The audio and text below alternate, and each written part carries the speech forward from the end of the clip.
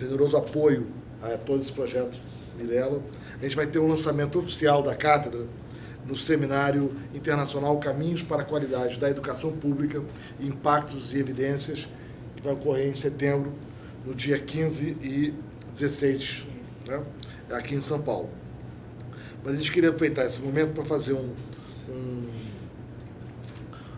enfim, não apenas celebrar a vinda de Sérgio aqui para a escola, longo processo de conversa, né, Sérgio? E também discutir temas relevantes que o Sérgio está estudando e vão ser detalhados no seminário de setembro. Deixa eu falar rapidamente aqui sobre a carreira de Sérgio. Acho que, não sei se todo mundo conhece a carreira de Sérgio. Porém, todo mundo é perfeito, né? Eu fiz graduação na FRJ, Sérgio fez na Unicamp, né? Depois fez mestrado na PUC do Rio, mestrado em Estatística e PhD em Economia por Berkeley, né? Foi professor da Colômbia Britânica, PUC do Rio e da EASP aqui em São Paulo, de onde ele veio para cá. É membro da Econometric Society desde 2007 e faz parte do Steering Committee para a América Latina. É fellow do Institute for Study of Labor desde 2009 e pesquisador 1D do CNPq. Sérgio tem uma longa carreira, acho que é dos raros economistas que consegue combinar pesquisa profunda e metodologia, né? Tem alguns artigos bacanas na econométrica, em metodologia, né? Em teoria econométrica, com uma agenda grande de pesquisas em termos aplicados da desigualdade à gestão na sala de aula. Eu acho que Sérgio faz parte dessa geração. Não sei se você dura aqui, alguns amigos podem criticar depois, mas acho que faz parte dessa geração que veio muito, não sei se inspirada, influenciada, filhos do Ricardo Paz de Barro, em particular você trabalhou com o PB há muito tempo, né?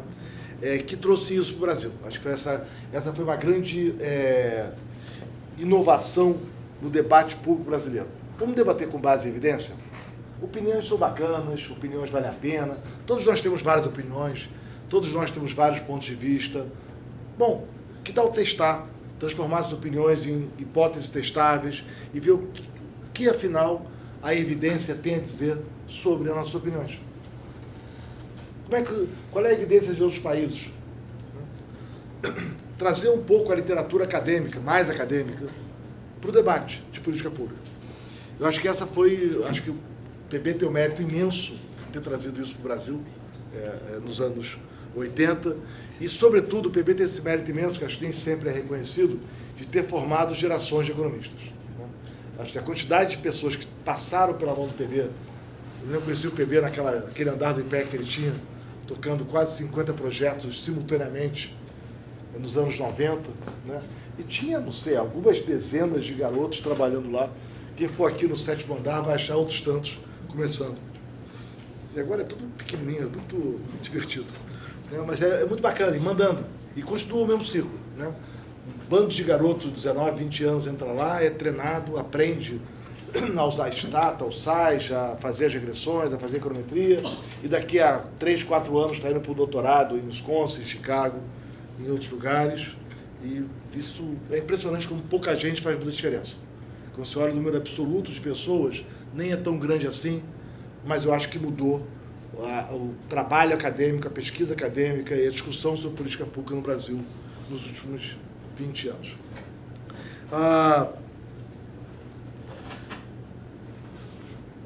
Então, para a gente é um prazer ter hoje, aliás, ter boa parte desse grupo aqui na escola, né? O próprio Ricardo Paz de Barros é professor da cátedra do Instituto Ayrton Senna, na ERSO, vem aqui com toda uma agenda sobre educação e está devendo um livro arrumando um pouco toda a pesquisa sobre educação que tem sido feita nos últimos anos, e agora a chegada de Sérgio Filho. Eu acho que o artigo que ele vai apresentar hoje, eu vou concluir aqui, ele entra numa agenda que eu acredito seja urgente para o país. E essa é uma agenda do Instituto Unibanco, Mas, para além do Instituto Unibanco, acho que é uma agenda, de fato, de uma gravidade imensa. A gente aprendeu um pouco com as experiências em várias cidades como fazer um ensino fundamental 1 de melhor qualidade. Então, tem várias experiências boas, né, que a gente conhece, estão hiperdocumentadas, conhecidas, difundidas, de que boa gestão no Fundamental 1 faz a maior diferença. Cidades pobres, com dificuldades graves, como Sobral, Iguaçu, experiências no interior do Piauí, que conseguiram, ao longo de um pouco mais de uma década, de fato, assim, ter ganhos impressionantes nas provas no fim do Fundamental 1. Inclusive, ultrapassando cidades ricas como São Paulo, que gastam mais do dobro por aluno com educação. Então, eu acho que a gente aprendeu no Brasil nos últimos anos como educação, como fazer a boa gestão do Fundamental 1. Vai contra várias das crenças que muitos de nós tínhamos há alguns anos, né? Ter o plano de aula organizado, ter avaliação de desempenho. O tema sempre é difícil no debate da política, ainda que não da gestão, de que remuneração por desempenho faz diferença, que reconhecimento e meritocracia fazem diferença, que metas fazem diferença. Então, no Fundamental 1, nós conseguimos ter grandes avanços em várias cidades do Brasil. No Fundamental 2, infelizmente, esses avanços começam a reduzir. Quando a gente olha, mesmo cidades que tiveram muito sucesso no Fundamental 1, a gente não consegue estender esse sucesso para o Fundamental 2. Alguma coisa acontece que no Fundamental 2 as crianças vão aprendendo cada vez menos e, eventualmente, param de aprender no fim do Fundamental 2. A tragédia, porém, ocorre no ensino médio. Na média, os alunos desaprendem no ensino médio. O que a gente faz de tão errado com o ensino médio? Como é que a gente não consegue ter um ensino médio de mínima qualidade, em que o aluno, pelo menos, não desaprenda? Olha que velha hipótese dos economistas é que capital humano você não tem depreciação, né? Talvez, a não ser quando chega na minha idade, porque você vai começando a esquecer as coisas, né? Mas capital humano, em princípio, não tem depreciação. Pois é, no Brasil tem. E tem uns 15 anos de idade. Tem algo de muito errado em como a gente lida com o ensino médio no Brasil. A gente teve algumas boas experiências, como a do Rio de Janeiro, na segunda gestão do Sérgio Cabral, em que o Rio passou de 26º lugar nos índices de avaliação de educação no ensino médio para 4º em 3 anos. Foi um avanço imenso. Tudo bem, o resultado final, nada bacana, nada brilhante. É um resultado muito medíocre. Os indicadores de ensino médio no Brasil são muito ruins, mesmo para os melhores estados como Goiás. São todos realmente muito ruins. Mas, pelo menos, entre os muito ruins, em 3 anos, passar de 26º colocado para 3º, foi um grande avanço, com muita técnica de gestão. E a gente vê que, em 2 anos, muito do que foi importante para aquele período foi abandonado, como a avaliação do aprendizado dos alunos. Então, acho que o tema hoje do Sérgio quer dizer, trazer essa agenda de estudo sobre qual o papel do gestor, como melhorar o ensino médio no Brasil, o que tem de mais eficaz, sair do discurso das crenças, das visões de mundo, para um pouco, vamos tentar entender um pouco o que funciona, vamos tratar a educação com a seriedade que a gente trata a política de medicamentos, testar, saber o que funciona, o que não funciona, mesmo que violem alguns preconceitos nossos iniciais. Essa agenda é fundamental, o Instituto Unibanco está apoiando essa agenda, é a agenda de pesquisa e de trabalho do Instituto Unibanco, e o Sérgio, nessa cátedra, tem a missão de conduzir essa pesquisa. Sérgio, com você. Obrigado, gente.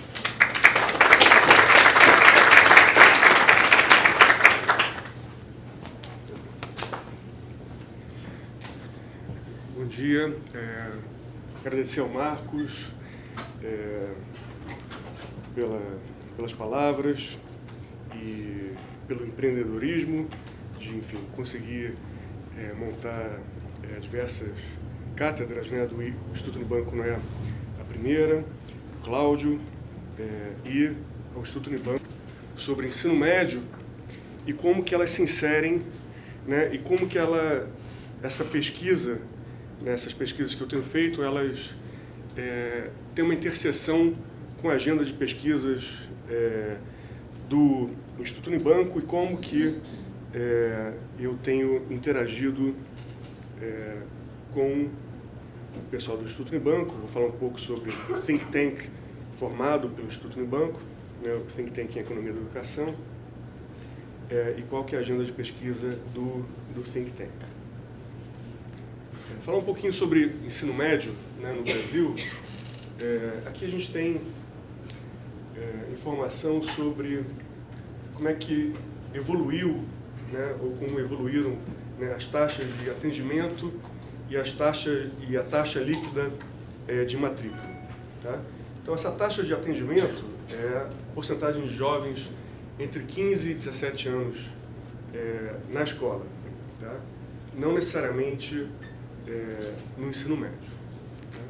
O que a gente vê uma evolução crescente, embora a escala aqui, essas duas escalas sejam, né, bem diferentes, é importante notar, porque dá a impressão de que, né, tem esse crescimento do lado direito aqui, tem o mesmo, né, a magnitude do lado esquerdo, na verdade são escalas diferentes. Você percebe que houve, né, um avanço em torno de 77,7% dos jovens entre 15 a 17 estavam matriculados na escola, né, ali em 2001, e a gente chegou até 2014 com esse número acima de 80%. Né? Então teve uma evolução, teve uma pequena involução aqui, né, quando houve um maior, coincidentemente com um boom da economia, né, pouca coisa, mas isso talvez não seja pura coincidência, né, para depois voltar a crescer quando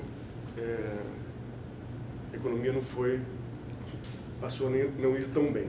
Né? Em compensação, na hora que você olha o número de jovens matriculados no ensino médio, a gente fez um grande progresso, né? De 40% para 60%, né? Um aumento incrível. Ainda assim, a gente está longe da meta, a meta estabelecida pelo PNE, para que em 2024 a gente consiga colocar pelo menos 85% desses jovens no ensino médio. Tá? Parece que em termos de matrícula, de atendimento, a gente, né, tem evoluído. Né? Ainda não chegamos à meta, né, desejada aqui, né, para 2016, de que esses jovens todos estivessem indo à escola, né, mas a gente fez importantes evoluções em termos de atendimento ao longo do tempo. Né? Mas isso a gente sabe já há longo tempo, né, já há muito tempo que essa questão do acesso a gente vem aos poucos resolvendo. O importante não é apenas o acesso, o importante é a qualidade do ensino. Né? Existem diversas evidências que mostram que o crescimento econômico de um país está muito mais relacionado à qualidade do ensino do que necessariamente a quantidade, né, de pessoas com uma certa escolaridade.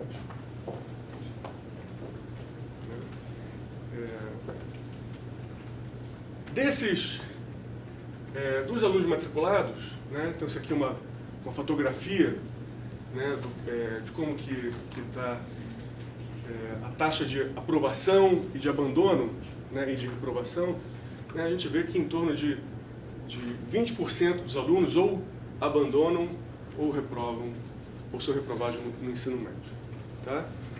Isso pode ser um sinal de alerta de que, na verdade, a gente tem perdido um número relativamente importante, né, de jovens, né, que deveriam estar no ensino médio, talvez por uma baixa qualidade do ensino. Né? Existem diversas hipóteses sobre esse descompasso entre o que você aprende na sala de aula com o que realmente o mercado exige, né, se você vai concluir apenas o ensino médio, né, ou mesmo se esse conjunto de habilidades que você adquire durante o ensino médio, se isso vai ser útil em algum momento da sua vida escolar, quando você for para a faculdade. Né? Então, talvez aqui já seja um primeiro sinal de que talvez exista algo que possa ser melhorado no que tange a qualidade do ensino médio. Existem outras evidências, eu vou falar sobre elas. Mas deixa eu falar antes um pouquinho sobre quem são esses jovens. Tá? A gente tem Esse gráfico de cima, né, mostra o número de estabelecimentos de ensino médio, né, e aí ensino médio, escola normal, magistério e o integrado, que envolve ensino médio técnico. Né, você vê que, basicamente, o grosso, né, desses estabelecimentos são escolas estaduais. Tá? Do total de 27 mil, né, 18 mil são escolas estaduais. Tá? O número de escolas particulares é grande, né, é alto, mas ainda assim é quase metade do número de estabelecimentos estaduais, né, de escolas estaduais. Na hora que você olha para as matrículas, né, você vê como que essas escolas estaduais elas têm um número maior, proporcionalmente, de matrículas do que as escolas particulares. Né? Então, se você quer realmente pensar sobre o ensino médio, né, e como que você pode afetar a qualidade do ensino médio no Brasil, você tem que olhar para o ensino médio que é oferecido pelas redes estaduais. Aqui que está o grosso, né, das matrículas. É aqui que a gente tem que se preocupar. Mas talvez seja interessante olhar também para o que acontece com esse pessoal que está no ensino particular. Né? Será que o que explica essa grande diferença entre, que a gente vai ver, de qualidade entre essas duas redes, né? A rede particular e a rede estadual? Tá? E a gente vê, aqui ainda sem quebrar por redes, só falando um pouquinho da perspectiva da qualidade do ensino médio no Brasil relativo ao resto do mundo, né? Na hora que você olha para o PISA, obviamente, né, a maior parte de vocês deve saber que não recolhe apenas informação, né, dos alunos do ensino médio, mas sim dos jovens de 15 anos, eles podem estar matriculados em outras etapas.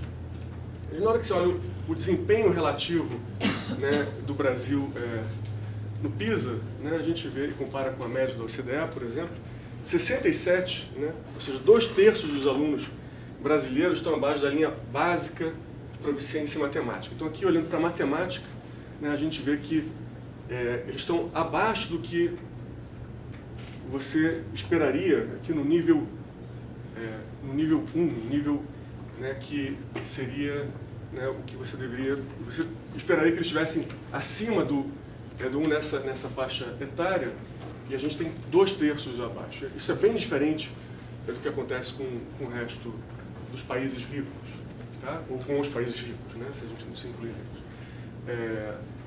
Então, isso aqui é um sinal importante. Na hora que você olha para a distribuição desses níveis, né, você vê que quase não tem mais azul escuro, né, no Brasil, ou seja, aquela última faixa, ela é muito estreita, né, o que, na hora que você compara com esses outros países, isso é alarmante. Então, não é só apenas, né, você conseguir tirar esse pessoal, né, que está abaixo, né, que está no nível 1 ou para baixo, né, mas sim você conseguir também melhorar ou aumentar a qualidade do ensino de tal forma que você consiga fazer com que essa distribuição fique mais parecida com a daqueles países. E se a gente tiver que trabalhar, né, de alguma forma para tentar chegar ali, a gente tem que trabalhar, como a gente viu, com o ensino médio estadual. Hoje em dia, a maior parte das matrículas está ali, então a gente tem que pensar o que pode ser feito na rede pública estadual para a gente aumentar a qualidade da educação naquela etapa e naquela rede. Tá? Aqui, evolução, aqui um pouco do que o Marcos falou, né? Evolução do percentual de alunos com nível de proficiência esperado ou acima por disciplina e série. Então, língua portuguesa e matemática, e aqui ao final do Fundamental 1, ao final do Fundamental 2, ao final do ensino médio. Tá? Então, Fundamental 1, a gente vê que tanto em língua portuguesa quanto em matemática, a gente fez progresso. Né? a gente conseguiu aumentar esse percentual de alunos com nível de proficiência acima do esperado, né, em língua portuguesa, de 35 para 45, e em matemática, né, a gente quase que dobrou, de 21 para 39. Né? Na hora que você começa a olhar as outras etapas, esse quadro não é tão bom.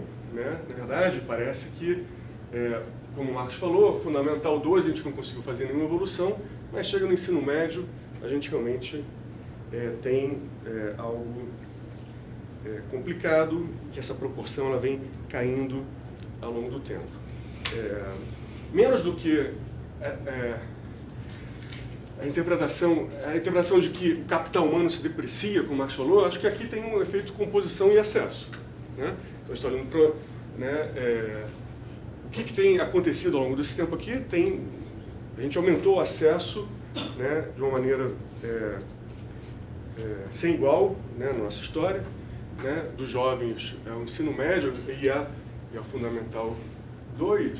Na hora que você universaliza ou aumenta dramaticamente o acesso, como a gente viu naquele salto lá de 40% para 60% dos jovens entre 15 a 17 anos no ensino médio, seria de esperar que um aumento tão rápido talvez pudesse realmente implicar nessa variação em termos de percentual de jovens que têm essa proficiência esperada ou acima, essa proficiência acima ou esperado. Tá? Então, acho que aqui tem bastante a ver com o que aconteceu com esse processo de universalização. Mas isso, para a gente, é um desafio, porque tem que imaginar que a gente aumentou esse acesso, né? E agora o que a gente tem que fazer? A gente tem que tentar manter, ao menos, a qualidade, né, do ensino para esses jovens que hoje estão matriculados ou que vão se matricular no ensino médio. Então, esse é o desafio que a gente não tem conseguido, como os números indicam, a gente não tem conseguido resolver. Né? Na hora que você olha para o IDEB aqui do ensino médio, tá? Você vê que a gente tem variado muito pouquinho, a gente fez algum progresso na rede pública, a rede privada está meio que parada, né? Mas ainda assim a rede privada está acima do que seriam as metas estabelecidas pelo PNA. Tá? A gente tem feito algum progresso aqui, né? Mas ainda assim deixa muito a desejar. Tá? Então, como eu falei, a gente tem que olhar para o ensino público. O ensino público é ali que a gente vai conseguir realmente... ali que está o grosso das matrículas, essa é a população de interesse, né, em termos de formulação de política pública. Mas vale a pena olhar para o ensino privado, né, para a rede particular, para tentar entender o que funciona ali, o que tem funcionado, né, para a gente poder extrair dali alguma informação que seja útil na hora de formular políticas públicas para o ensino médio estadual. Né? Então, existe evidência, né, gigantesca, né, em diversos países, e algumas no Brasil, de que os pais de alunos, os alunos se preocupam com a qualidade do ensino, estão, né, na verdade, dispostos a pagar por escolas com maior qualidade. Né? Então, para os Estados Unidos, onde você mora vai determinar onde você estuda, né? As pessoas mudam de localização dentro das suas cidades, de tal forma que seus filhos possam ter acesso às melhores escolas públicas. Como é que você sabe que elas estão dispostas a pagar por isso? Porque a variação de preço das casas, né, de um distrito escolar, uma casa localizada num distrito escolar de mais alta, onde as escolas têm mais alta qualidade, essas casas são mais caras do que as casas em distritos escolares, onde a qualidade da educação é mais baixa. Né? Você pode pegar uma mesma rua, onde de um lado da rua está no distrito escolar com qualidade maior, e do outro lado da rua, qualidade menor. Para a mesma rua, há variação de preço né? Ou seja, tudo igual, a menos o lado da rua onde você mora, e o lado da rua onde a qualidade da escola é maior, você vai encontrar preços das casas maiores. Tá? Então, existe evidência de que as pessoas estão dispostas a pagar por qualidade. Né? Aqui para o Brasil, uma coisa que eu fiz recentemente, com o Vladimir Pontiac e o Vitor Possebon. O Vladimir é meu ex-colega da ESP, da GV, e o Vitor acabou de terminar o mestrado lá e vai entrar no doutorado em Yale e trabalha aqui conosco no INSPER, nesse período entre mestrado e doutorado. O que a gente fez foi mostrar que, na hora que saiu a divulgação, começou a se divulgar a informação sobre o Enem de 2005, né, você teve uma mudança na forma como as escolas cobram as mensalidades. Tá? Então, a gente tem informação, a gente conseguiu acesso à informação dos microdados do IBRE, que coleta essa informação sobre mensalidade para formar um índice de preços ao consumidor, e tem uma parte desse índice que tem a ver com gasto em educação. Né? Então, eles têm lá identificada a escola e quanto que essa escola cobra por cada etapa de ensino, né?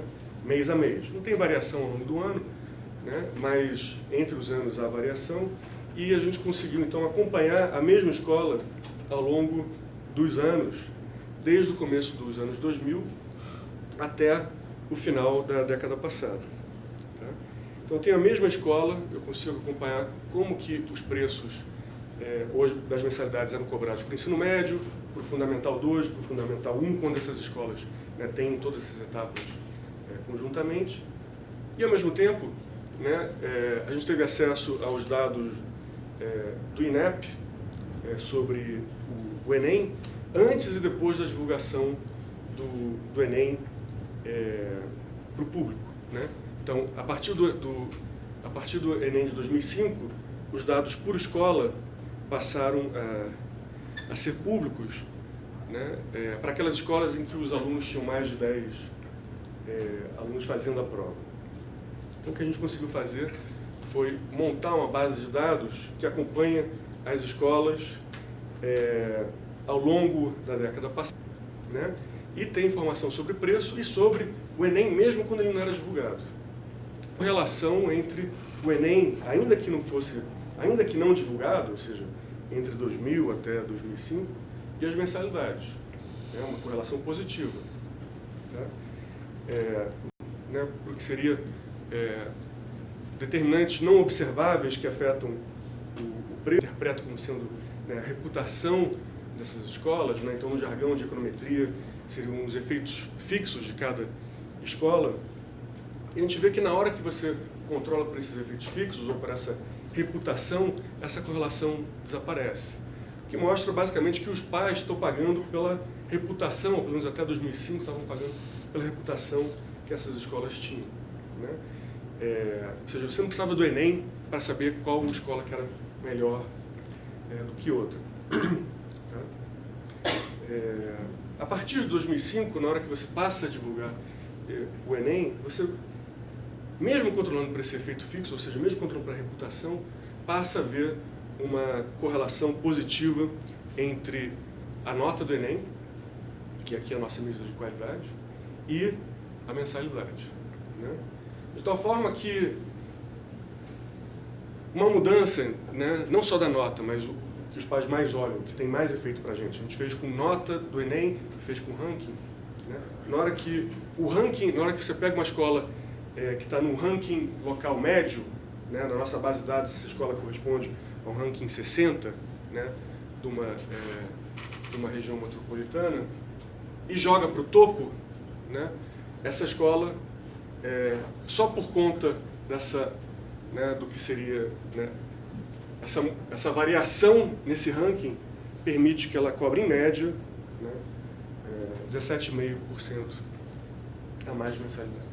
Tá? Ou seja, então os pais estão, de fato, preocupados com qualidade, e aqui é mais uma evidência de que estão dispostos a pagar por isso. Tá?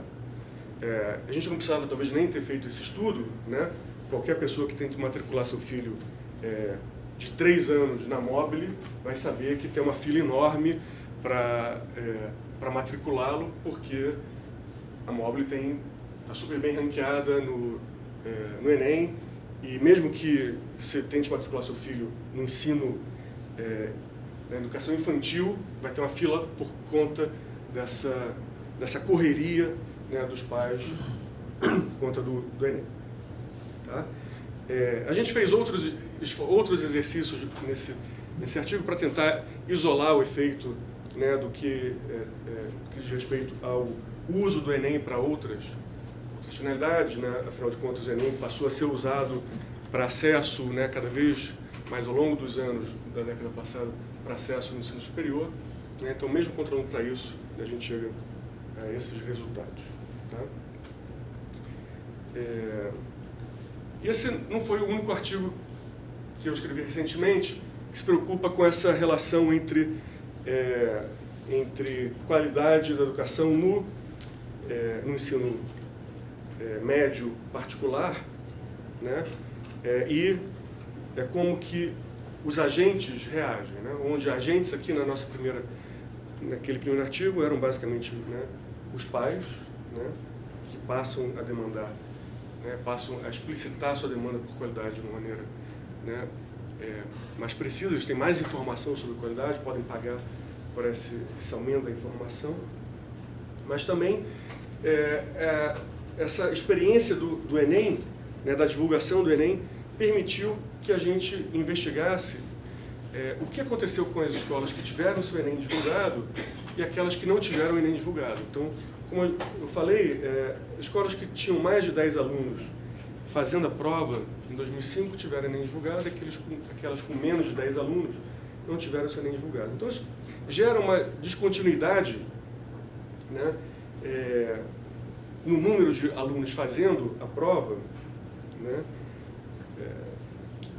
no que diz respeito à divulgação da nota. Então, se você é uma escola que 9 alunos fizeram a prova, né, e é muito parecida com outra escola que tem 10 alunos que fizeram a prova, o seu Enem não vai ser divulgado, o Enem daquela outra escola parecida vai ser divulgado. Né? E nesse caso, você não pode imaginar que houve comportamento estratégico das escolas, porque a divulgação, né, a tomada, a decisão sobre que escolas vão ser divulgadas ou não, foi tomada depois, né, dos alunos terem feito a prova. Então não tem nem como, né, você manipular nessa primeira etapa, você chegar para os alunos e falar, olha, eu achava bom você não fazer essa prova, né, não tem como as escolas manipularem esse tipo de coisa, até porque, como a gente sabe, o Enem é feito, né, o aluno toma a decisão de fazer e ele está fazendo essa prova porque ele está tentando ter um acesso ao ensino superior. Tá?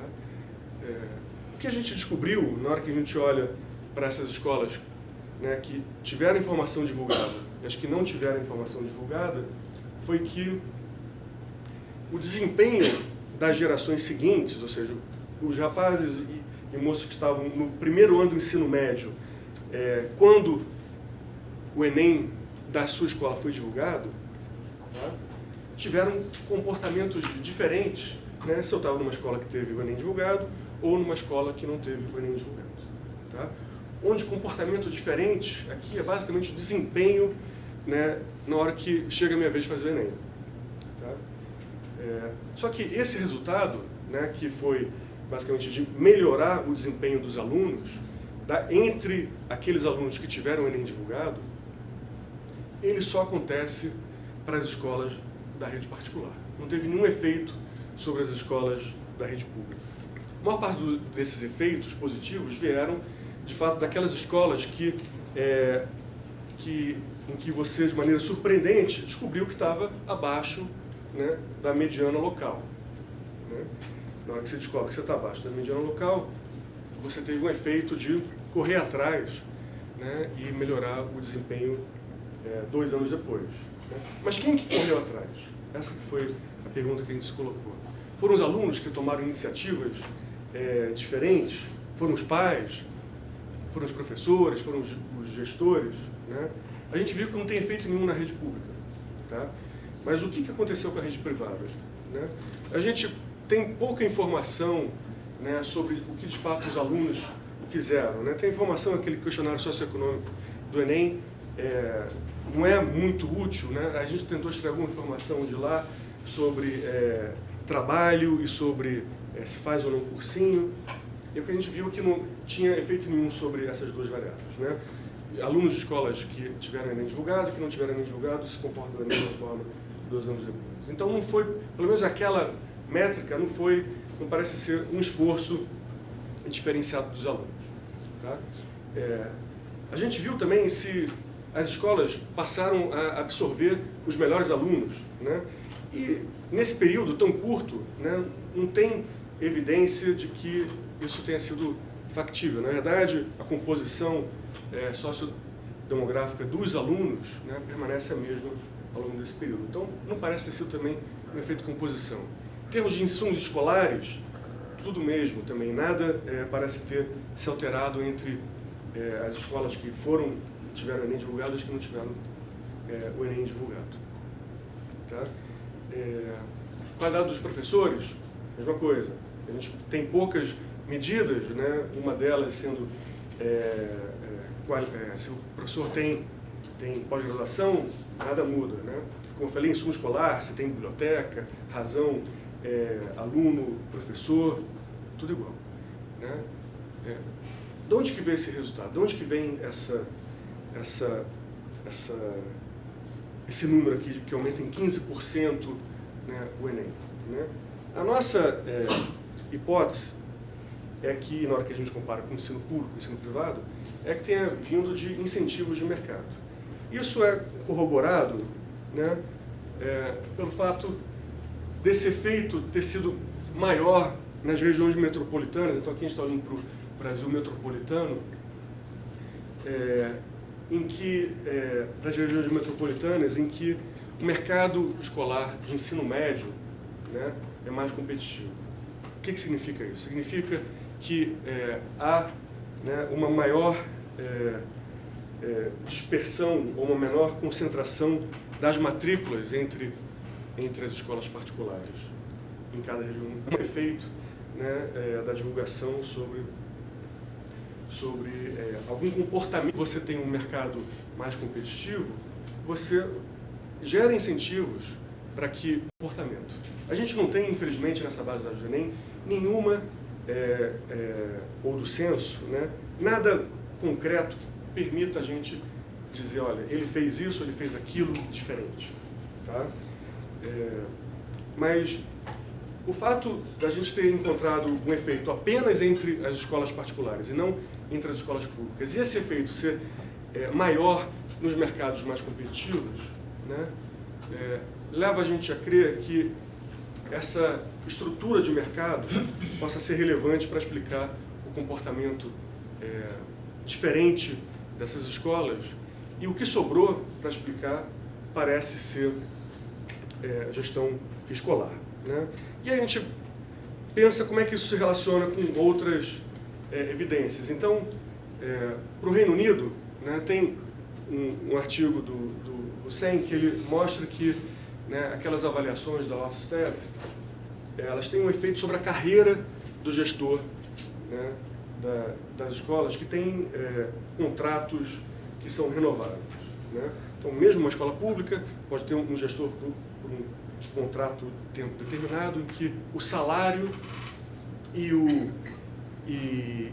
a renovação, elas vão ser dependentes dessa avaliação positiva ou negativa que a Ofsted tem sobre a escola. Então, o que ele mostra é que uma avaliação negativa tem efeito sobre a carreira do gestor. Tá? Ou seja, parece que tem mecanismos ali de mercado que vão afetar o salário futuro do gestor, que faz com que ele talvez tente evitar essa avaliação negativa. Tá? Portanto, parece que gestão, de fato, é afetado por essa estrutura de mercado. Mas se isso é verdade, se a gente aprende alguma coisa quando a gente tem esses mecanismos de mercado atuando, né? No caso brasileiro, a gente tem isso para as escolas particulares, onde, né, existe alguma competição entre as escolas, né? Como é que a gente leva esse aprendizado para a rede pública, onde a maior parte das matrículas está concentrada? Obviamente que não faz sentido pensar, né, que a gente devesse criar os mesmos mecanismos, né, de incentivo para esses gestores. Talvez pudesse ser uma agenda de longo prazo, mas a gente sabe que no curto prazo isso não é viável, né? Então a gente tem que pensar como é que a gente muda os incentivos dentro do ensino público de tal forma que esses gestores do ensino público eles passem, né, a se preocupar com o que seriam, né, essas medidas de qualidade da escola, né, da mesma forma que os gestores da rede particular se preocupam. Tá? Então, existe espaço para alteração da gestão da rede pública que não passe necessariamente pela criação desses incentivos de mercado. A gente viu que os incentivos de mercado funcionam, mas quando os incentivos de mercado estão ausentes, o que a gente pode fazer? Tá? Então, por exemplo, a Priscila Tavares ela tem um estudo que ela mostra que na hora que você pega, né, a rabeira da distribuição das escolas públicas estaduais e implanta um programa, né, por rabeira, né, negativo, né, assim, a cauda inferior da distribuição, na hora que você olha para a cauda inferior da distribuição das escolas públicas estaduais, você implementa um programa de gestão, você consegue um impacto, né, de até 40% sobre o aprendizado do aluno. Né? Então, parece que existe, de fato, espaço, e foi uma política voltada para, né, para aquelas escolas que já tinham um histórico de desempenho muito ruim. Como é que você pensa em universalizar um programa de melhoria da gestão da rede pública, descolado, então, desses incentivos de mercado? Tá? Então, existem algumas alternativas. Né? Então, por exemplo, o Jovem de Futuro, que é um programa que já tem 10 anos, imagino, né, do Instituto Unibanco, né, é um programa que ele foca na gestão escolar, né, na rede pública estadual. Então, tem diversos convênios com, né, diversas redes estaduais, né, para fazer, né, ou conscientizar os gestores escolares, né, da importância, né, de você planejar como que vai ser a sua ação, né, quais são as metas que você tem que olhar, como é que você checa se você está cumprindo essas metas e como é que você avalia, né, e pode reencaminhar as suas ações de tal forma a que você possa vir a cumprir as metas de desempenho escolar. Então, é um programa que desenvolve, né, ferramentas e que treina gestores escolares, né, os diretores e coordenadores pedagógicos a se preocuparem com esse alcance de metas. A gente tem que subir tantos pontos no IDEB, ou a gente quer melhorar o Enem dos nossos alunos em tantos pontos. Tá? Olhando para esses números do IDEB, né, ou dos seus, né, particulares estaduais, né, por exemplo, no caso do Espírito Santo tem o IDEBs, né? Então você permite que o gestor ele se aproprie, né, desse incentivo em melhorar. Ele precisa, né, o programa tenta trazer, né, para o gestor essa visão de que ele é capaz, sim, né, de melhorar e que é importante que ele tenha essa ambição de melhorar o desempenho da escola. Basta que, né, ele consiga, né, se programar para isso, né, e queira, né, melhorar a sua gestão olhando para as metas. Tá? Então, esse programa já tem algum tempo, existem resultados já que o PB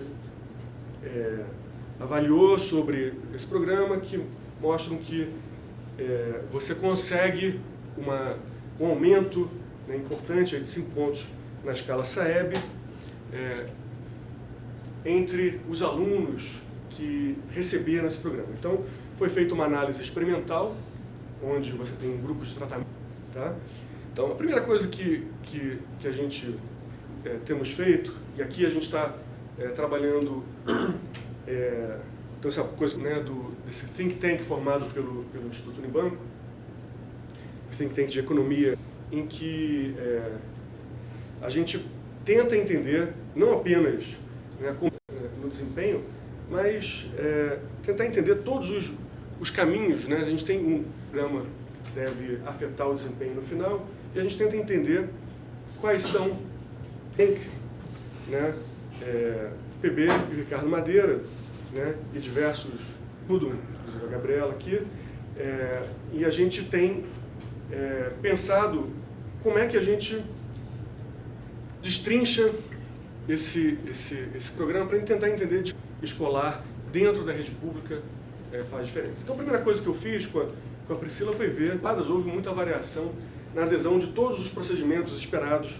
né, pelo programa. Né? E boa parte dessas diferenças, né, são capazes de explicar as diferenças também no desempenho final. Né? Então, aquelas escolas que foram capazes de planejar e de implantar os seus planos de ação tiveram efeitos maiores, e aquelas onde o supervisor é essa pessoa que faz a ponte entre a escola e a rede, né? Entre a escola e a secretaria, né? Que tiveram uma interação melhor com esse supervisor, com menos rotatividade, essas escolas tiveram um desempenho melhor. Tá?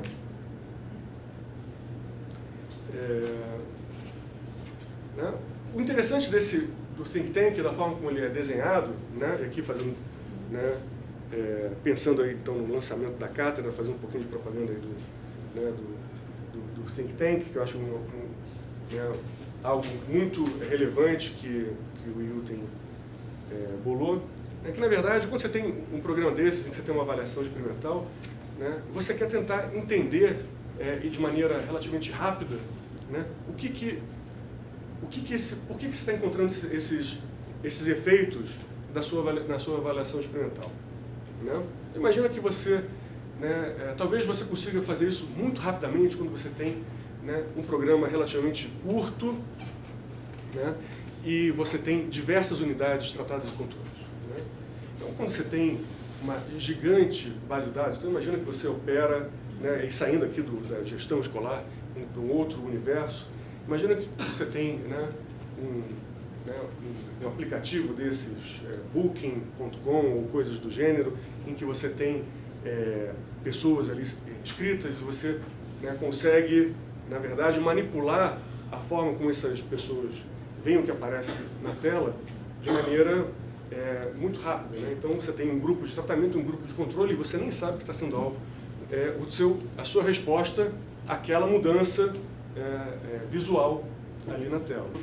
Os sites, ao mesmo tempo, eles conseguem, portanto, de maneira quase que automática, entender quais são de você vender, né, o seu produto. Você tem, né, isso é o tipo de mercado, né, implica poder estatístico, porque você consegue, né, testar diversas alternativas, né, de tratamento, porque você tem uma fatia muito grande do mercado, você tem, né, um número muito grande de usuários.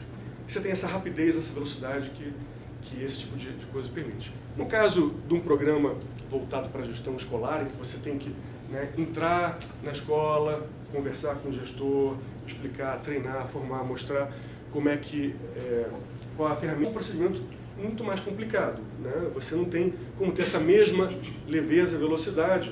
Né? Então você tem que pensar em algum outro mecanismo para que você possa mudar.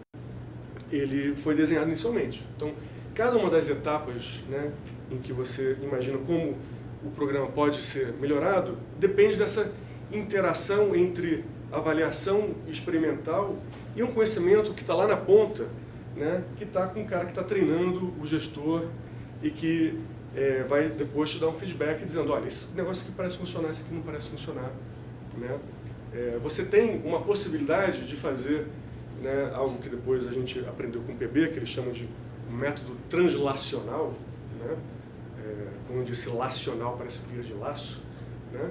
Em que você consegue entender a cadeia inteira dessa avaliação, porque você consegue ir lá na ponta, né, onde, de fato, o programa está sendo implementado. Você não está ali recebendo aqueles dados secundários e apertando um botão, né, no Stata, no Excel, esperando ver qual que é o seu resultado. Você está ali, né, interagindo com as pessoas que estão implantando o projeto, né, o programa, no seu dia a dia. Então, isso dá uma agilidade, né, que para esse tipo de programa é importante. Então, para você poder, de fato, fazer diferença, esse tipo de mecanismo parece ser relevante, então é louvável o esforço do IU em criar um think tank como esse.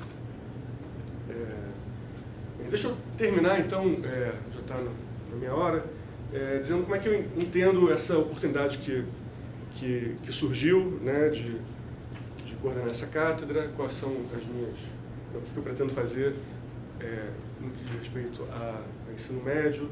Obviamente, como o Marcos falou, tem diversos outros interesses de pesquisa, que vão também para a parte de métodos econométricos, né? Então, sou, né, como ele falou, filho do PB, né? O PB, para quem não sabe, ele poderia ter sido talvez o maior econometrista do país, mas decidiu ser o melhor, né, ou o mais importante economista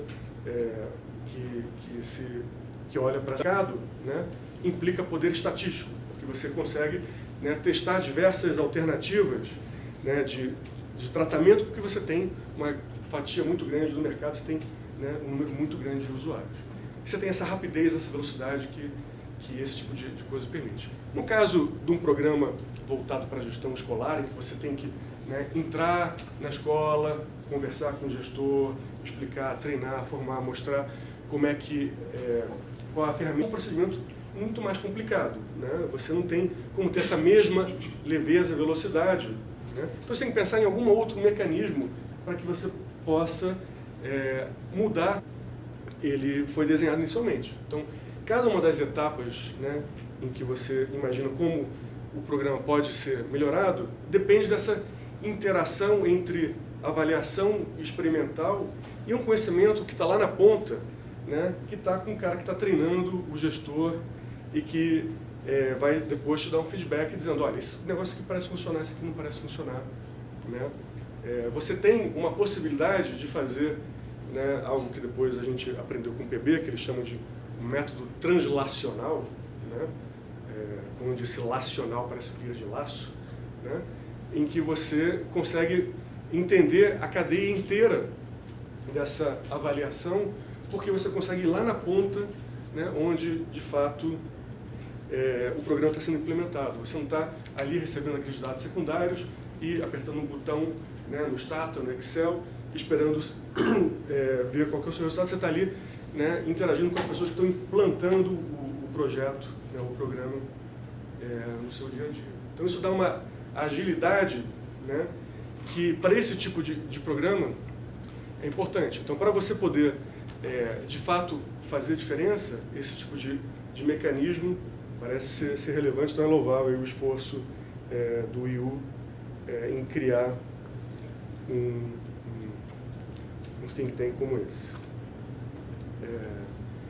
Deixa eu terminar, então, já está na minha hora, dizendo como é que eu entendo essa oportunidade que surgiu, né, de coordenar essa cátedra, quais são as minhas, o que eu pretendo fazer no que diz respeito a ensino médio. Obviamente, como o Marcos falou, tem diversos outros interesses de pesquisa, que vão também para a parte de métodos econométricos, né? Então, sou, né, como ele falou, filho do PB, né? O PB, para quem não sabe, ele poderia ter sido talvez o maior econometrista do país, mas decidiu ser o melhor, né, ou mais importante, economista que olha para desenvolvimento. Mas com relação ao ensino médio, a forma como eu vejo a minha inserção na cátedra, né, existem diversas coisas que eu acho que estão em aberto, né? Uma delas é tentar entender melhor o papel dos supervisores, né, esse cara que faz essa ponte entre a escola e a rede, né, sobretudo no clima, né? Então, isso é um programa que talvez tenha impacto sobre o clima escolar, né? A gente não pode esquecer que uma mudança como essa, né, talvez mude o ambiente, né? Então, qual que é o papel do supervisor, né? A forma como interage, será que isso pode, né, gerar, né, um estresse muito grande por resultados, essa obsessão com o resultado e mostrar que, na verdade, o resultado é importante, mas não é tudo, né? Você tem que, na verdade, seguir o seu, né, implementar nessas ferramentas e seguir no seu dia a dia, sem necessariamente estar obcecado com o resultado, que isso pode gerar uma piora de clima. Outra coisa importante é tentar entender se, né, escolas diferentes geram resultados diferentes, né? Se a adesão diferenciada dos gestores, a gente não tem controle perfeito sobre como que o cara vai implementar o programa dentro da escola, por mais que a gente gostasse que, né, tivesse uma coisa homogênea, isso não é verdade, então essas escolhas acabam tendo impactos diferenciados sobre o efeito total. E outra coisa que é relevante é tentar entender, né, e aí já como o histórico desse programa talvez permita, né, e o acesso agora à base de dados identificadas, né, as bases administrativas, né, tipo RAIS, talvez isso permita a gente entender como é que esse programa, né, gerou efeitos sobre o mercado de trabalho depois dos jovens que tiveram, né, que estudaram em escolas afetadas por esse programa, comparar com aqueles que não tiveram esse acesso, né, e até mesmo, né, antes do mercado de trabalho, olhar como é que foi o acesso ao ensino superior, né. Isso teve efeito, né, não apenas aumentou em 5 pontos de classe EB, mas e daí? Isso ou teve efeitos de longo prazo sobre a vida, sobre o programa do Jovem do Futuro? Tem, né, 2 artigos com a Roberta Biondi, que está na Fundação Lehman, que a gente olha o papel do ensino médio técnico, sobre remuneração e empregabilidade, coisa que eu estou... que a gente pode...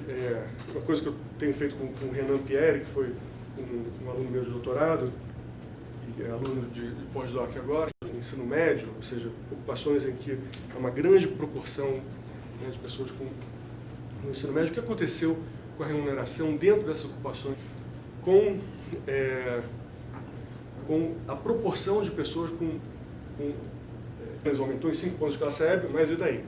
Isso ou teve efeitos de longo prazo sobre a vida, sobre o programa do Jovem do Futuro? Tem, né, 2 artigos com a Roberta Biondi, que está na Fundação Lehman, que a gente olha o papel do ensino médio técnico, sobre remuneração e empregabilidade, coisa que eu estou... que a gente pode... uma coisa que eu tenho feito com o Renan Pierre, que foi um aluno meu de doutorado, e é aluno de pós-doc agora, de ensino médio, ou seja, ocupações em que há uma grande proporção, né, de pessoas no ensino médio. O que aconteceu com a remuneração dentro dessas ocupações, com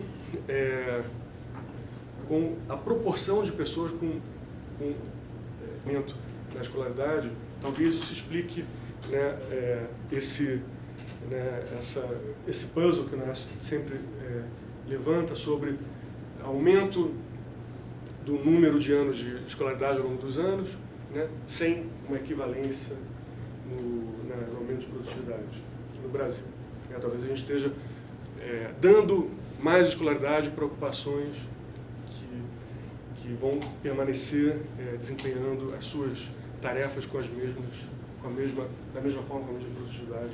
Portanto, você não deveria esperar um efeito de longo prazo sobre produtividade. Tá? Era basicamente isso que eu tinha para falar. Muito obrigado.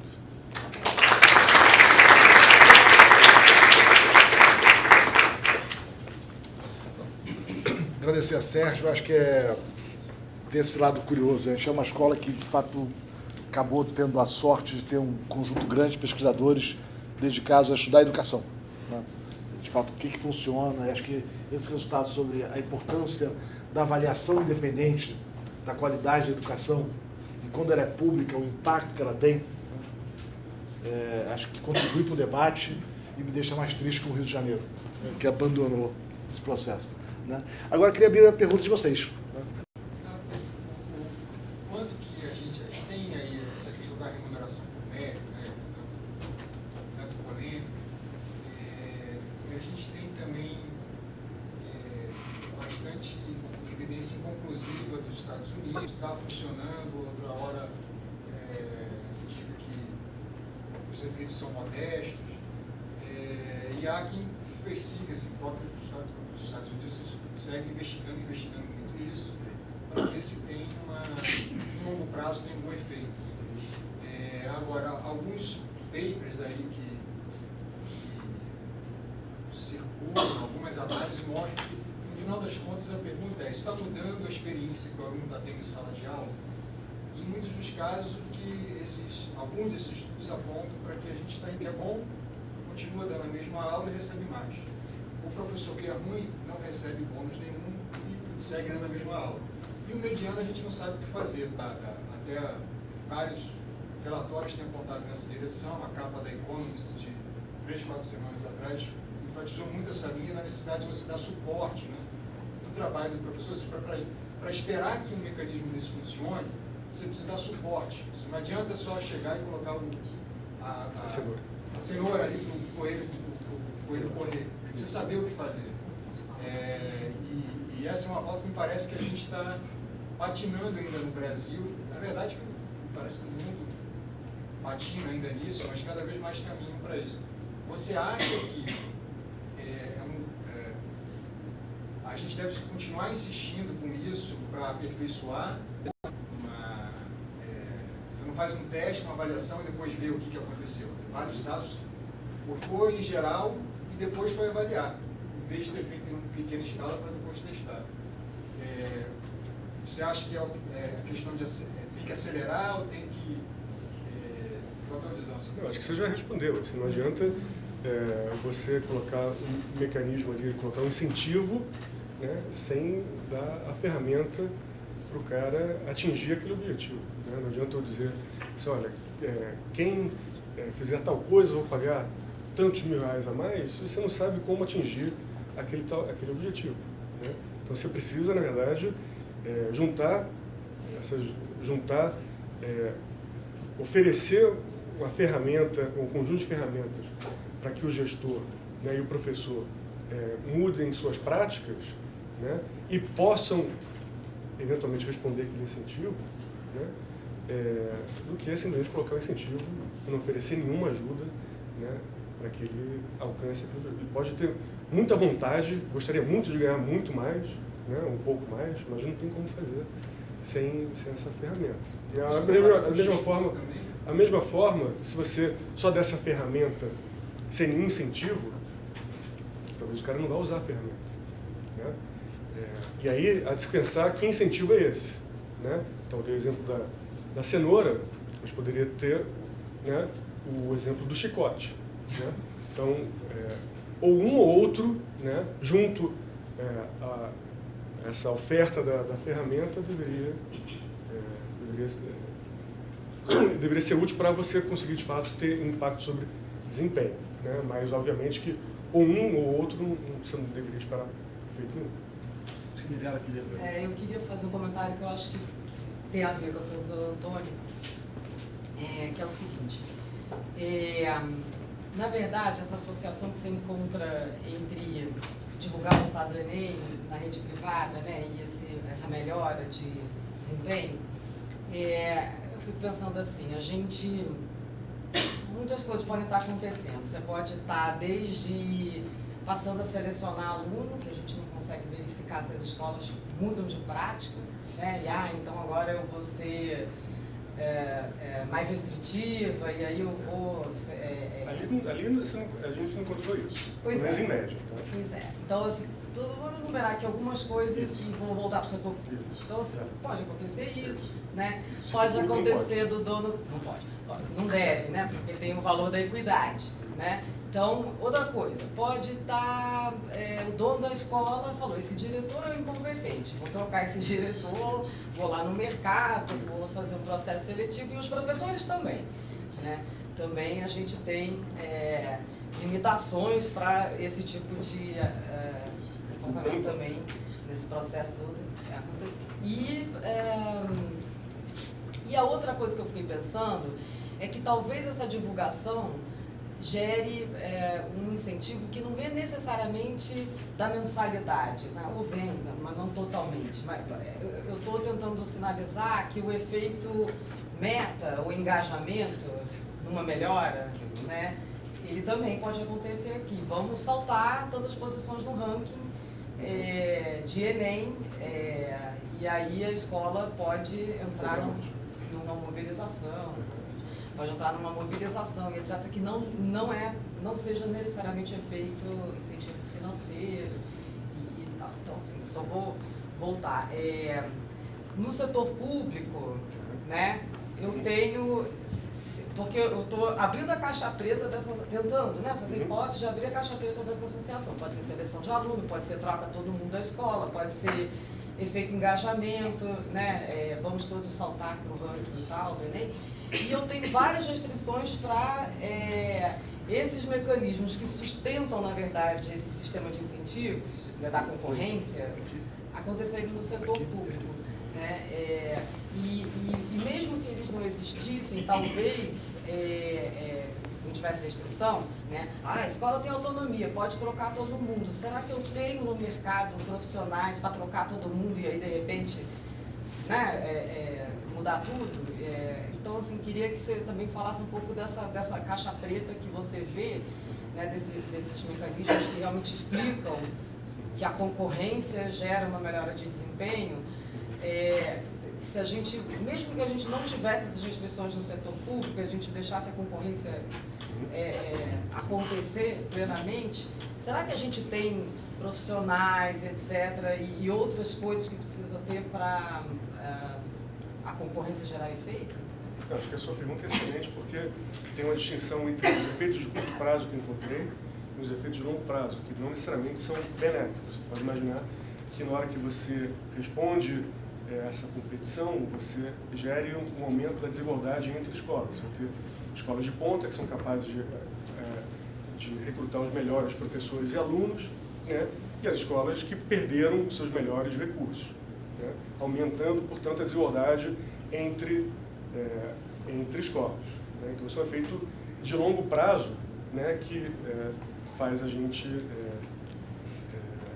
lembrar que talvez o mercado é bom, mas não dá para deixar ele correr sozinho, porque pode ter efeitos sobre desigualdade. Então, que tipo de política, né, talvez fosse necessária para esse mercado para reduzir desigualdade? Não faço ideia, porque não sei se é o caso, né, de você pensar em redução de desigualdade, de desempenho ou entre escolas no setor privado. Né? Mas o setor público, que preza equidade, isso é importante. Talvez você não queira, né, que uma escola sabidamente excelente atraia todas as atenções dos pais, né, tenha filas gigantes e que passe a recrutar, né, conforme algum critério, né, que exclua outros alunos. Talvez você queira ter algum sorteio, talvez você queira ordem de chegada, que já é alguma forma de você selecionar, né, os pais que mais se preocupam com o desempenho dos seus filhos, né, mas talvez você queira, né, não necessariamente, né, ter os mesmos mecanismos de seleção da escola particular, talvez você nem possa ter esses mecanismos de seleção. Então, à medida que você divulga esses rankings, o efeito de longo prazo é algo que eu não olhei aqui, mas que podem ser realmente, podem ter essas consequências não benéficas sobre desigualdade. O setor público, como é que você, então, imagina que o setor público devesse reagir? Estou contando aqui o número de pessoas que querem. Só memorizando aqui, são 6 pessoas na fila. 1, 2, 3, Então, você não consegue Você não vai selecionar os melhores alunos nem os melhores professores. Talvez os professores se autoselecionem, né? Talvez tenha alguma seleção entre os alunos também, né? Existe evidência anedotal de que isso é verdade, né? Aquelas escolas de, né, maior reputação são escolas em que há uma demanda, né, maior por elas, né, tanto parte dos alunos como parte dos professores em trabalhar nessas escolas. Mas isso não deve ser, né, uma ferramenta que a rede deveria usar. São ferramentas que podem, de fato, ajudar a equalizar esse desempenho dos alunos entre escolas. De fato, a gestão importa e você conseguir apoiar o processo do aprendizado é fundamental. Agora, tendo como foco o processo de aprendizado. É por isso que eu não O falei aluno. meritocracia, eu falei concorrência. Isso, Porque aí eu acho que esse ponto é importante e a gente sabe. Agora vamos ter 6 inscritos aqui, vamos começar primeiro por lá, vai lá, depois aqui, depois cá, depois roda para cá. Vai lá. Professor, o índice do SARESP influencia diretamente no desempenho, né, no prêmio de desempenho da escola anualmente, que não acontece com o Enem. Isso não explicaria o interesse maior pelo resultado no SARESP do que os resultados do Enem?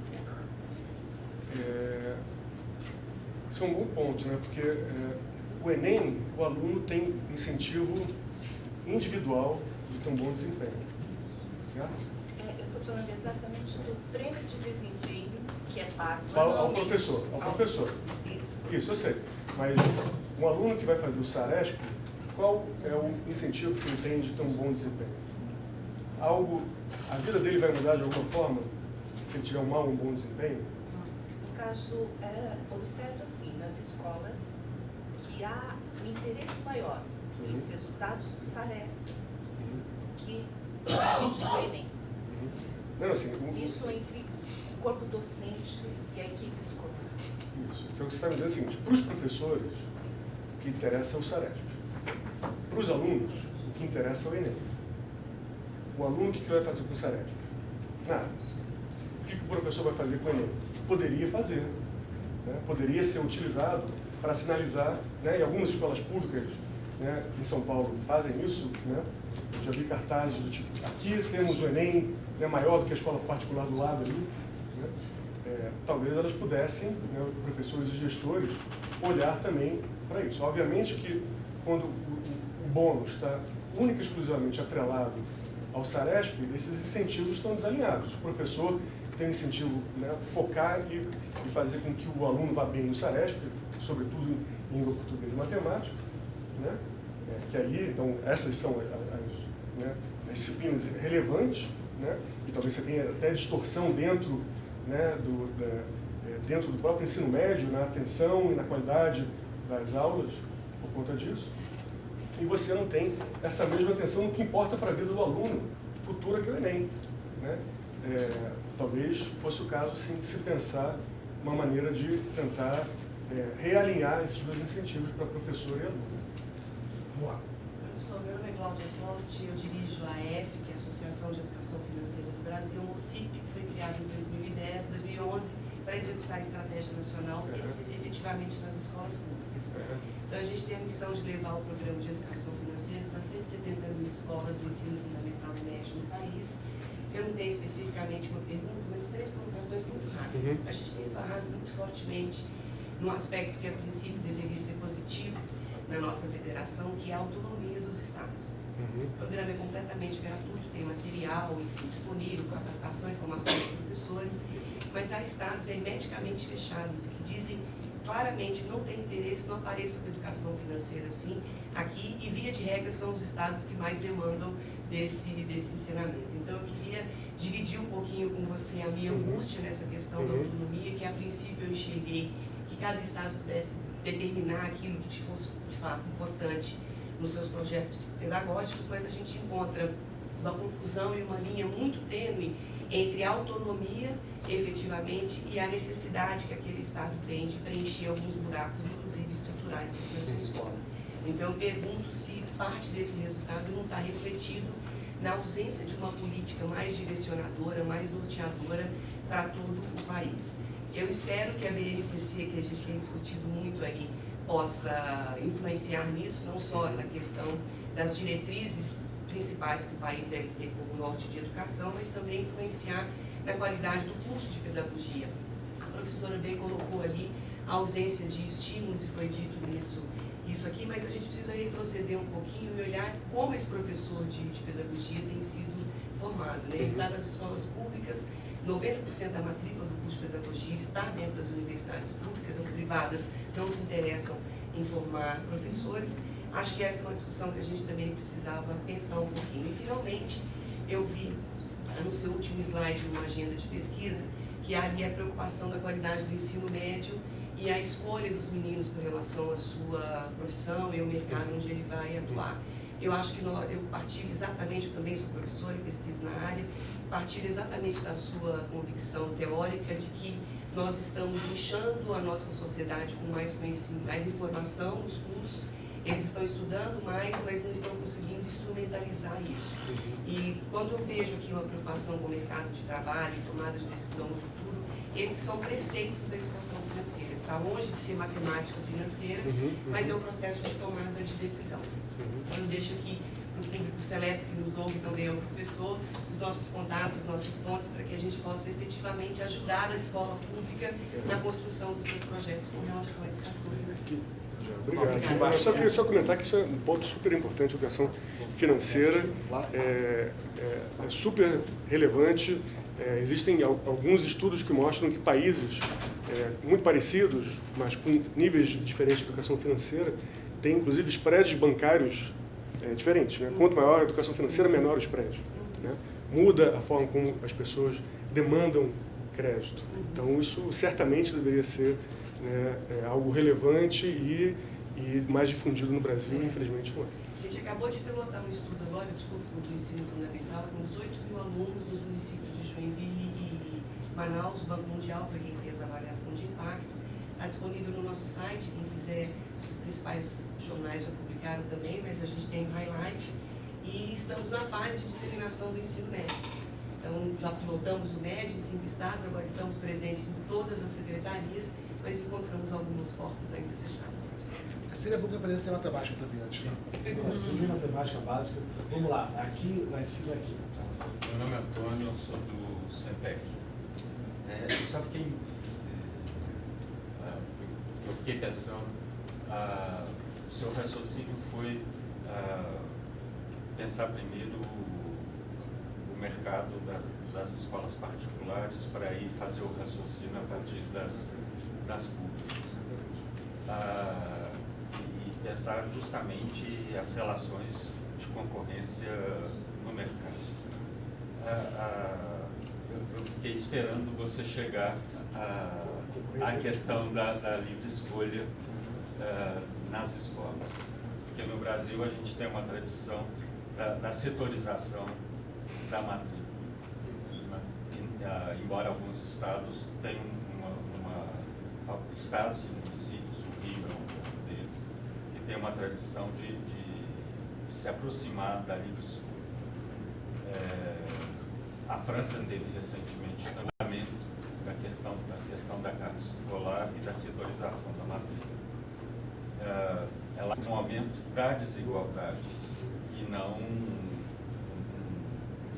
como é que nós ficamos aí? Eu acho que esse é um ponto extremamente importante. Porque se você permite a livre escolha, né, mas ao mesmo tempo não dá nenhuma ferramenta, né, ou nenhum incentivo para que os gestores reajam a isso, apenas os pais e alunos, eles vão ter essa livre escolha onde colocar seus filhos, onde se matricular, você acaba gerando essa desigualdade quase que de maneira automática com efeito de composição. Os melhores vão para as melhores escolas, os piores ficam nas piores escolas. Se você não tem incentivo para que aqueles gestores e professores das piores escolas busquem, né, atrair os alunos, aqueles alunos que estão indecisos entre, né, será que eu vou para aquela escola um pouco mais longe, mas melhor, ou permaneço nessa escola mais perto de casa, mas não tão boa, se ele tiver, né, alguma forma de reagir a isso, você pode permitir livre escolha sem necessariamente um efeito sobre desigualdade. Mas é importante, então, você ter essas duas né, quase uma resposta muito parecida com a que eu dei para o Antônio, você tem que, né, oferecer essa possibilidade para o gestor, né? Senão ele não vai conseguir reagir, vai ficar lá só vendo os melhores recursos e ir embora sem ter nada a fazer. A minha preocupação, se você me permite, mas é rápido, é só no caso das grandes metrópoles, a forte segregação socioespacial e a forte segregação das escolas, em que a mistura social é muito improvável, é muito difícil de acontecer. Então, a gente teria de pensar soluções para Só isso. fazer um ponto, acho que é o seguinte, eu acho que a gente é uma escola que apoia a diversidade, aqui a gente tem um programa de curso de estudos que é gigantesco, enfim, tentando trazer mais gente diferente, trazendo gente fora de São Paulo, parceria com várias ONGs. Não sei se vocês sabem, a gente é privado, sem fins lucrativos, e até agora temos conseguido não ter limite para a bolsa de estudos. Tá? Não tem dinheiro do governo. Tem um problema com o governo, mas preferimos depender do dinheiro privado, deixa o governo gastar dinheiro com muita coisa que é importante para ele. Então, a gente acha importante isso, fazemos isso muito, estamos querendo fazer mais. Agora, eu acho que é importante para esse debate, eu tenho defendido isso publicamente, que a gente faça mais no Brasil algo como o Coleman Report nos Estados Unidos. Que a gente começa muito apaixonado por um caminho e, de repente, a gente está trocando as pernas, já está fazendo bem e está dando talidomito. Né? Então, acho que a gente deveria ter mais comissões independentes, como o Coleman Report. Talvez tenha sido o relatório mais influente da história da política pública americana. Né? Mais influente de longe. Fazer mais isso. Tem comissões independentes, técnicos que vão lá, pegam os dados, estudam, para saber, será que é importante fazer essa mistura? Será que a segregação vai gerar um problema grande? Será que misturar é importante? Quanto que é importante? Como é que faz? Ou será que ficar aqueles ônibus indo do subúrbio para a cidade do subúrbio é só um desgaste imenso para a criançada? Eu acho que a gente precisa estudar mais isso. Eu acho que comissões independentes, o governo escolhe lá, o Congresso, o governo escolhe lá, fala assim, ó, tá aqui 5 técnicos, pega a gente fora do Brasil, né, junta lá, o bando assim, ó, traz aqui a evidência e vamos fazer o debate aberto. Eu acho que seria muito saudável, porque esses temas são muito importantes. Posso ir lá? Claro. Só para demorando cada hora aqui. Eu tô aqui. Vamos lá, aqui e aqui. Vamos lá. Boa tarde, eu sou empreendedor na área esportiva e eu tive uma experiência muito bacana de bolsa esportiva nos Estados Unidos, então eu conheci um pouco como é que funciona o programa deles. A primeira pergunta, na verdade, eu queria entender, eu queria saber a sua opinião sobre o que você acha da avaliação mais contínua desse aluno e não só do Enem, quando ele está no ensino médio, de ter mais incentivos para ele durante todo o período de ensino fundamental e ensino médio e não só uma partícula final. E a segunda, saindo um pouco da questão dos gestores e professores, na questão dos incentivos aos alunos em si. Como você vê as políticas de incentivo aos alunos, por exemplo, ter esporte, ter atividades técnicas, qual o incentivo do aluno para ele atingir aquelas metas que o gestor está querendo? Porque às vezes o gestor quer atingir uma meta do Enem, numa escola pública, mas para o aluno aquilo não é tão prático igual a meta do gestor, entendeu? Então, na visão dos alunos em si, quais tipos de incentivos você vê que são importantes e qual tipo de avaliação mais contínua que poderia ser feita além do Enem só na ponta final, quando ele vai atingir o ensino superior? Eu acho que essa questão dos incentivos para os alunos, eu acho que eles são relevantes quanto mais ele consegue perceber, né, que ele tem capacidade de reação. Né? Então, o Enem, na hora que você olha, por exemplo, notas de Enem de cotistas e não cotistas, né, você vê como que a implantação da cota mudou o desempenho do Enem, né, daquela cauda superior, né, dos cotistas, ou seja, daqueles alunos que têm alguma chance, né, de entrar na faculdade por conta da cota. Então, antes o cara, né, se achava que não tinha a menor chance, vou fazer esse Enem porque talvez não tivesse, né, os incentivos melhorar o Enem, sobretudo entre esses alunos, né, elegidos para a cota, né, mas ele tem que ser, né, perceber que ele é capaz de reagir ao incentivo. Né? A avaliação continuada, né, existem, e, obviamente, os alunos sabem também, em termos de desempenhos relativos, né, dentro de algum tipo de viés. Né?